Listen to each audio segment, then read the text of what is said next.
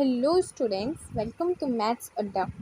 आज हम पढ़ेंगे class 8 maths unit number 1 number system का चैप्टर नंबर 1 रेशनल नंबर।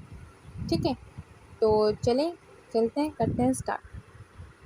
तो चलिए एक बार शॉर्ट में मैं आपको बता देती हूँ कि इस चैप्टर में हम क्या क्या टॉपिक कवर करेंगे। सबसे पहले rational number, positive and negative rational number, उसके बाद equivalent rational number, standard form of rational number, comparison of rational number, absolute value of rational number, presentation of a rational number on a number line, then order relation, operation on rational number, properties of rational number, that is associative, commutative, these are some properties। और वो addition, subtraction, multiplication and division पे हम apply करके देखेंगे।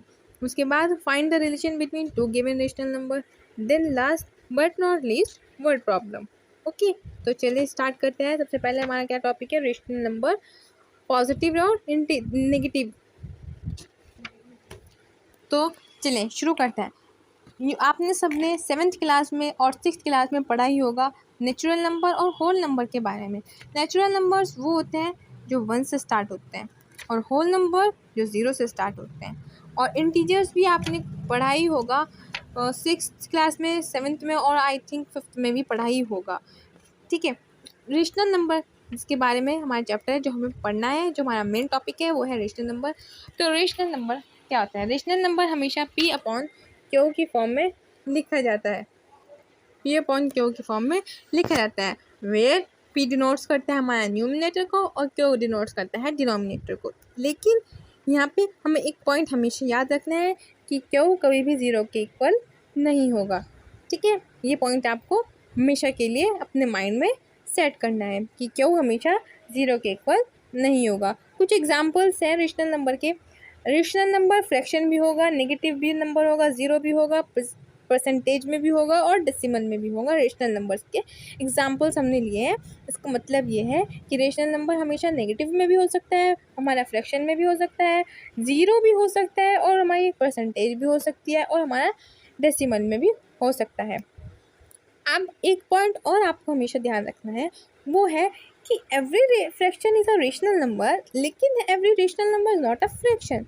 ये point आपको याद रखना है कि फ्रैक्शन जो है वो रेशनल नंबर हो सकती है, लेकिन रेशनल नंबर फ्रैक्शन नहीं हो सकती। ठीक है, हम देखेंगे पॉजिटिव और नेगेटिव रेशनल नंबर कौन से होते हैं। यहाँ तो आपको सिंपल ही पता लग जाएगा, इसका न्यूमिनेटर और डिनोमिनेटर बोथ आर पॉजिटिव, तो ये पॉजिटिव होगा। लेकिन जहाँ पे अगर हमारा न्यूमिनेटर भी नेगेटिव हो और डिनोमिनेटर भी नेगेटिव हो, तो वो नेगेटिव इंटीजर नहीं होगा, वो होगा पॉजिटिव इंटीजर और पॉजिटिव रेशनल नंबर। क्योंकि यहाँ पे जो हमारा ये नेगेटिव साइन है, ये एक दोनों कट जाएंगे आपस में, तो ये हमारा पॉजिटिव हो जाएगा सिंपली।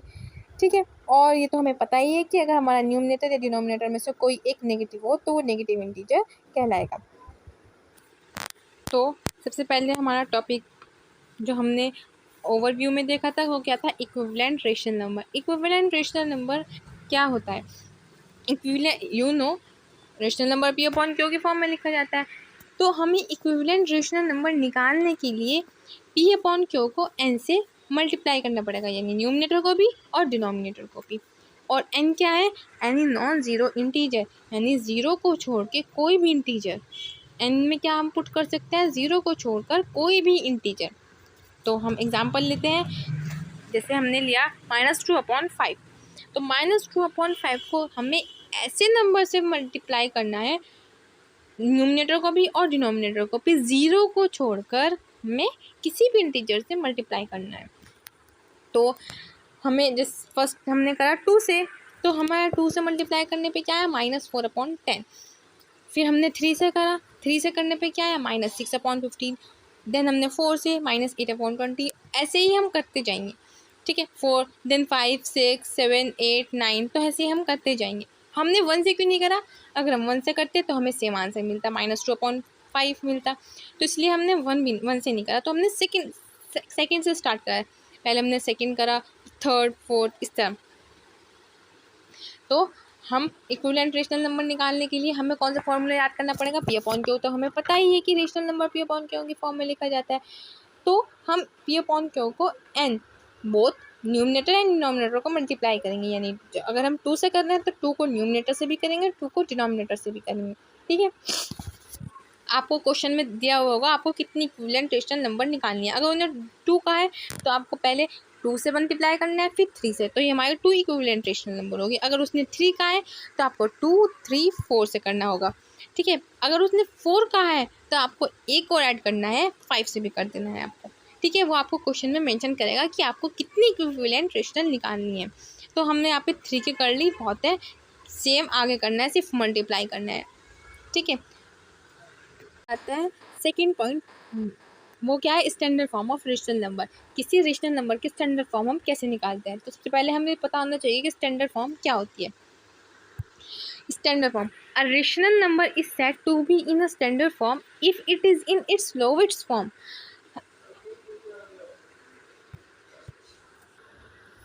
इसका मतलब क्या हुआ, इसका मतलब ये हुआ कि रेशनल नंबर जब स्टैंडर्ड फॉर्म में कहलाएगा जब वो अपनी लोवेस्ट फॉर्म में होगा।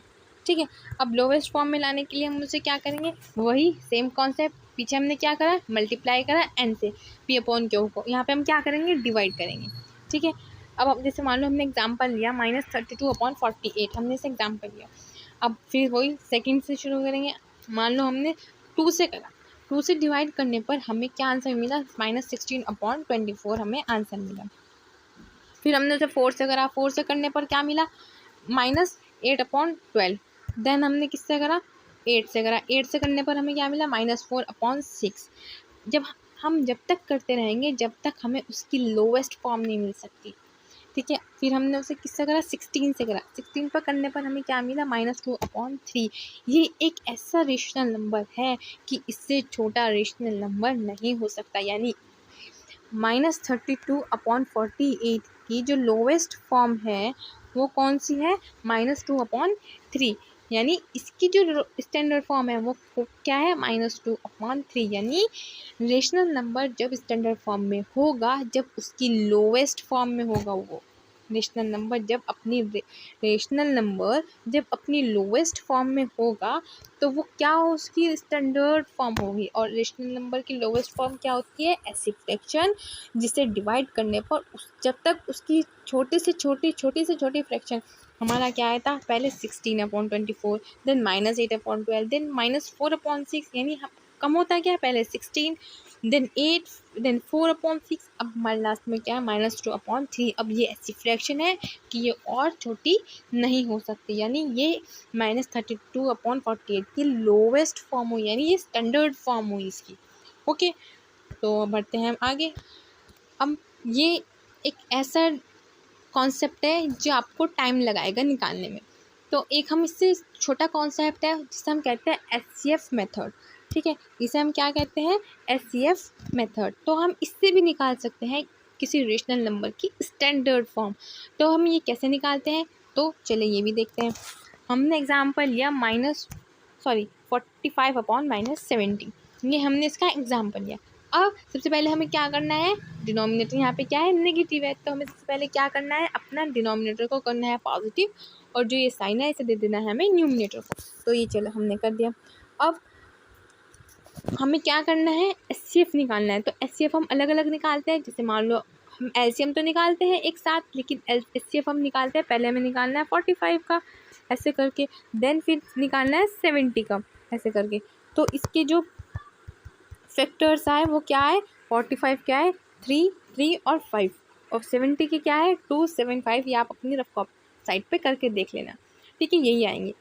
तो अब हमारे फैक्टर्स तो निकल गए। अब इसमें कॉमन क्या है, कॉमन हमारा सिर्फ एक है, वो है 5।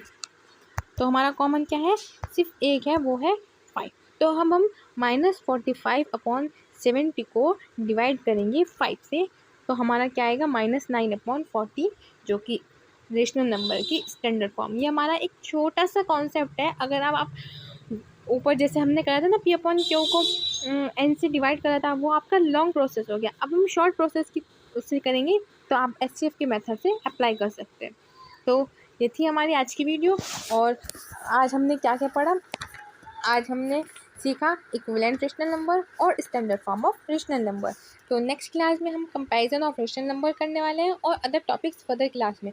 तो आप इन लेक्चर्स में बने रहिए और बढ़ते रहिए, क्योंकि अगर आप पढ़ेंगे नहीं तो आप बढ़ेंगे नहीं। तो आप इन वीडियोस को उन नीडी पर्सन्स तक भी पहुंचा सकते हैं जो इस तरह की एजुकेशन चाहते हैं। तो वीडियो को कर देना है लाइक और चैनल को कर देना है subscribe. Thank you, bye bye.